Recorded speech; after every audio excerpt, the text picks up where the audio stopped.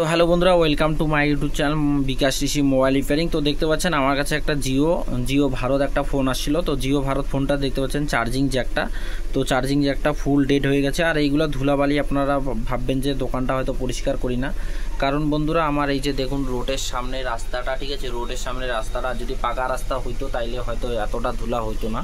তো দেখতে পাচ্ছেন রোডের সামনে দোকান হওয়ার জন্য আমার এই যে দোকানে দেখতে পাচ্ছেন অনেক ধরনের ধুলা দেখতে পাচ্ছেন, প্রচণ্ড ধুলা। আমার কম্পিউটারে বা আমার কিবোর্ডে মাউসে সব জায়গায় ধুলা। এই যে দেখতে পাচ্ছেন আরেকটা ফোন যেটা স্যামসাং A20 এর, এটা কি যেন মডেলটা দেখলাম তখন, জানো তো অতটা আমার মনে নেই। ও এইখানে লেখানো আছে স্যামসাং A21s।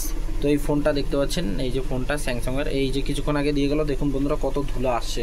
আর এই যে কালকে একটা আমার কাছে স্যামসাংয়ের একটা পুরানা মডেল আমাকে ঠিক করতে দিয়েছে, ডিসপ্লে চেঞ্জ হবে, এটা দেখতে পাচ্ছেন কত ধুলা। তো এটা নিয়ে আপনারা কমেন্ট করবেন যে দাদা আপনার দোকানটা এত অপরিষ্কার, এত ধুলা। এই যে মেশিনগুলো দেখুন ডেলি আমি পরিষ্কার করি, ডেলি এরকম করে ধুলা পড়ে, ওটা যাই হোক।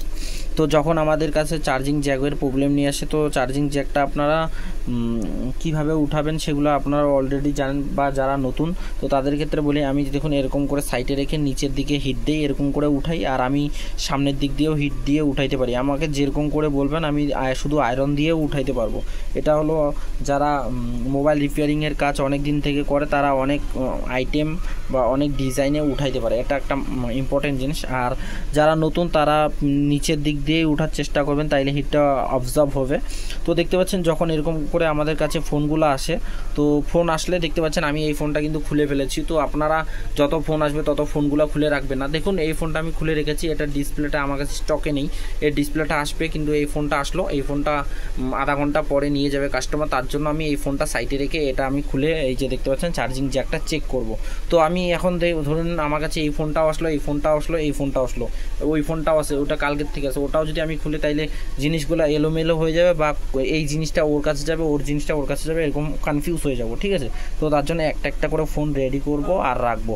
আর আমি বেশি টেবিলে ফোন রাখি না, কারণ এই জন্য রাখি না, টেবিলে ফোনটা রাখলে আমার ফোনগুলো রাখলে প্রবলেম হয়, এই জন্য আমি রাখি, তো এই জন্য আমি রাখি না। তো দেখতে পাচ্ছেন এখানে প্রচণ্ড নোংরা জমে আছে, তো এগুলোকে ক্লিন আগে করার দরকার নেই, আগে চার্জার পিনটা উঠাই নিন, রিমুভ করে নিন, তারপরে এইটা ক্লিন করে নেওয়ার পর নতুন চার্জিং জ্যাকটা লাগাবো।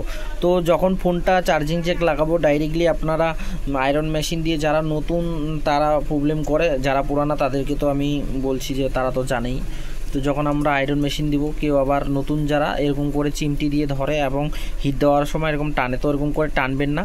যখন একটা মিনিমাম হিট দিয়ে দিবেন, তারপরে পাশেই দেখবেন যে যেটা আয়রন মেশিন দিয়ে আমরা হিট দিব, অটোমেটিকলি এটা এইভাবে হালকা একটু টান দিলে উঠে যাবে, ঠিক আছে। তো এটা একটা মেন পয়েন্ট। আর ভালো পেস্টটা, মেকানিকের ভালো পেস্টটা ব্যবহার করবেন, ঠিক আছে। তো খুব সহজে কাজগুলো হয়ে যাবে। তো এটাই আমার ছোট্ট ভিডিও। যারা এখনও পর্যন্ত আমাদের ইউটিউব চ্যানেলে সাবস্ক্রাইব করেনি, প্লিজ সাবস্ক্রাইব করো, লাইক করো, শেয়ার করো।